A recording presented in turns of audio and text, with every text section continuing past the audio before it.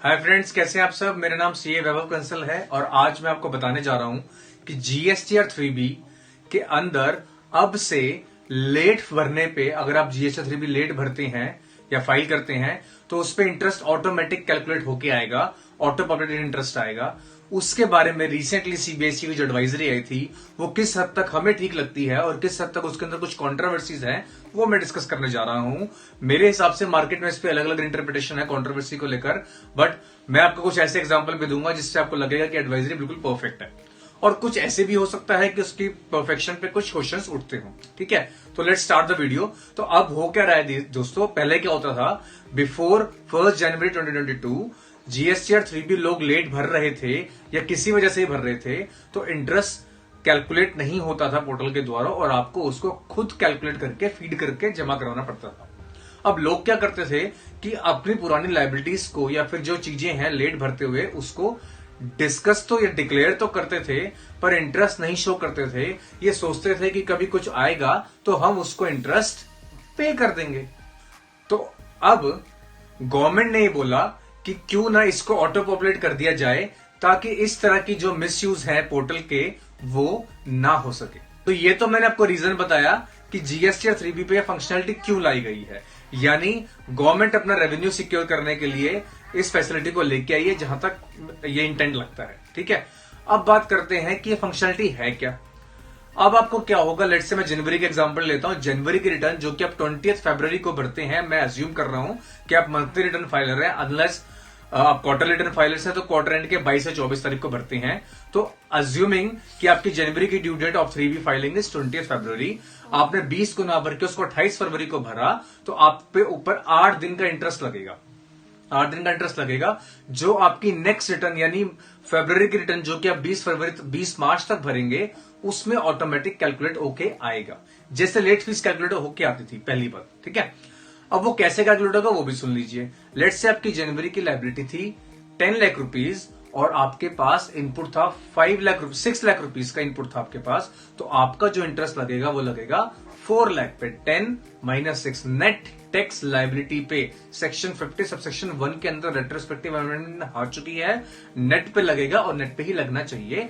Net पे 4 लाख पे 18% 8 दिनों के हिसाब से 18% पर एनम 18% पर एनम के हिसाब से आपका इंटरेस्ट कैलकुलेट कर दिया जाएगा और ऑटोमेटिक उसमें आ जाएगा। आप उसको ओके करिए और पे करके अपने रेडी 3B फाइल कर सकते हैं मार्च के अंदर फरवरी की।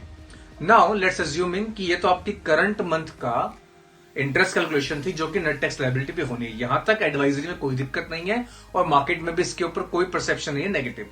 अब नाउ द कॉन्ट्रोवर्सी बिगिंस कि अगर अब इसमें फंक्शनलिटी हो रही है, जब आप पेमेंट करने जाते हो मेक पेमेंट के ऑप्शन पे जैसे ही क्लिक करोगे आप ये देखोगे उसके अंदर टैक्स पीरियड वाइज आपको डिक्लेयर करने की इंफॉर्मेशन आ जाएगी। यानी लेट्स से आपने नवंबर दिसंबर की कोई आउटपुट टैक्स लायबिलिटी मिस कर दी थी डिक्लेयर करनी, वो भी अब आप ऑब्वियसली जनवरी में करने वाले, जनवरी में आपको मिल गई, आप उसको जनवरी में क्या करोगे, डिक्लेयर करोगे। तो नवंबर दिसंबर लेट्स से अक्टूबर जुलाई अगस्त जितनी भी पिछली आपकी लायबिलिटीज बची हुई हैं, क्योंकि सेक्शन 37 मुझे ये एक तरह का एक विंडो देता है कि मैं नेक्स्ट फाइनेंशियल ईयर के नेक्स्ट सितंबर तक मैं इसको अपनी अमेंडमेंट कर सकता हूं, यानी मैं एडिशन दिखा सकता हूं, आउटपुट टैक्स लायबिलिटी दिखा सकता हूं। तो मैं उसी सेक्शन का फायदा उठाकर जनवरी के अंदर अपने पुरानी 2-3 महीने की अमेंडमेंट कर देता हूं। अमेंडमेंट लेट से मैं ऐड कर रहा हूं, बेसिकली अमेंडमेंट का मतलब यहां पे ये है कि मैं वैल्यूज को बढ़ा रहा हूं। ठीक है, अब हो क्या रहा है, अब यहां पे कंट्रोवर्सी स्टार्ट होती है। एडवाइजरी बोलती है कि नवंबर दिसंबर की, जैसे दिसंबर ही मान लो, दिसंबर की लायबिलिटी जो आपने जनवरी के रिटर्न में दिखाई है उसको हम ग्रॉस टैक्स लायबिलिटी पे कंप्यूट करेंगे। आज की डेट में आपका इलेक्ट्रॉनिक क्रेडिट लेजर का बैलेंस कितना है, मेरे एग्जांपल के हिसाब से 6 लाख रुपए। आपकी आउटपुट टैक्स लायबिलिटी जनवरी की कितनी है, 10 लाख रुपए, और दिसंबर की कितनी है आपकी, लेट्स से मैं मानता हूं 2 लाख रुपए। तो इस केस के अंदर आपके 2 लाख पे जो इंटरेस्ट कैलकुलेट होगा, जो आप अपने मेक पेमेंट के नीचे पीरियड वाइज डालेंगे, उससे पता लगेगा पोर्टल को कि 2 लाख रुपए के ऊपर मुझे ग्रॉस पे लायबिलिटी निकालनी है। अब यहां पे कंट्रोवर्सी ये आती है कि कुछ लोग ये कह रहे हैं कि इसको 2 माइनस 6 यानी आपकी नेट पे इस पे इंटरेस्ट निकलना ही नहीं चाहिए क्योंकि आपके इलेक्ट्रॉनिक क्रेडिट लेजर में ऑलरेडी पैसा रखा हुआ है। पर यहां पे मेरा मानना यह है कि ये 6 लाख रुपए आपके जनवरी के हैं ना कि दिसंबर के हैं। आपको क्रेडिट लेजर का बैलेंस देखना पड़ेगा कि वो बैलेंस कब पर्टेन करता है। अगर वो बैलेंस दिसंबर का है तो आई एग्री कि नेट टैक्स लायबिलिटी पर निकलना चाहिए। बट अगर ये बैलेंस जनवरी का ही है 6 लाख रुपए, क्योंकि दिसंबर में तो नॉक ऑफ हो गया था सारा का सारा, तो फिर ये बैलेंस आप दिसंबर की लायबिलिटी पे करने में यूज कैसे कर सकते हैं। इसीलिए मुझे लगता है कि इस एडवाइजरी के अंदर ये पॉइंट यहां पे ठीक है कि दिसंबर, नवंबर या पिछले पीरियड की लायबिलिटी ग्रॉस पे निकलेगी, क्योंकि एडवाइजरी ने माना है कि आपके इलेक्ट्रॉनिक क्रेडिट लेजर का बैलेंस दिसंबर तक नॉक ऑफ हो गया होगा, सारा बैलेंस जनवरी का ही होगा। मैं एक और एग्जांपल देने की कोशिश करता हूं जिससे आपको लगेगा कि एडवाइजरी कुछ हद तक यहां पे ठीक है। ये इनफैक्ट सारी हद तक दिसंबर के अंदर लेट्स से आपकी टैक्स लायबिलिटी थी 5 लाख रुपए, 6 लाख रुपए आपकी एक्चुअल टैक्स लायबिलिटी थी, आपने 5 लाख ही दिखाई, 1 लाख नहीं दिखाई, ठीक है, और आपने उसको आईटीसी को पूरा यूटिलाइज कर लिया। अब वो 1 लाख की जो आपकी लायबिलिटी है जनवरी के अंदर दिखाई जानी चाहिए।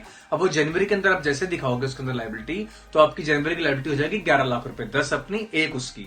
तो अब आप देखिए साफ साफ इसके अंदर कि जब आप दिसंबर के अंदर सारी लायबिलिटी नॉक ऑफ कर चुके हैं, अगर आप उसको उस टाइम पे करते तो 1 लाख रुपए पूरा पे करते और उसको पूरा पे करते पूरा इंटरेस्ट देते। तो आपने जब लेट पे किया है तो अब लेट पे पूरा ही इंटरेस्ट दोगे ना, नेट पे कैसे इंटरेस्ट दे सकते हो। आप एक ही क्रेडिट को दोनों जगह यूज कैसे कर सकते हो, दिसंबर की लायबिलिटी पे करते हुए भी और जनवरी की लायबिलिटी पे करते हुए भी।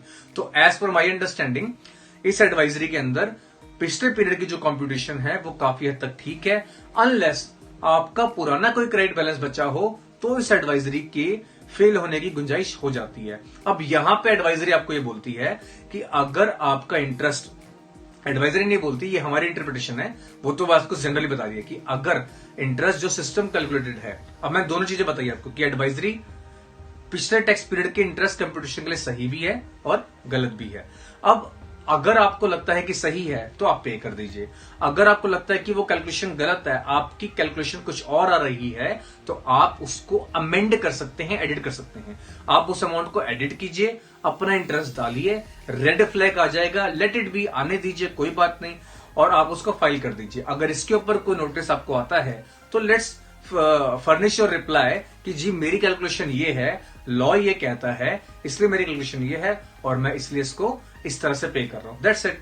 तो बेसिकली सिंपल सा है, एडवाइजरी गलत नहीं है।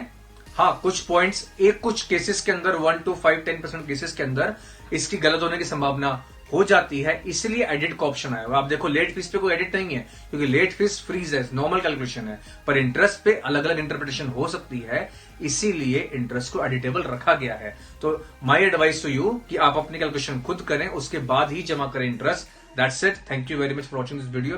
Tata bye.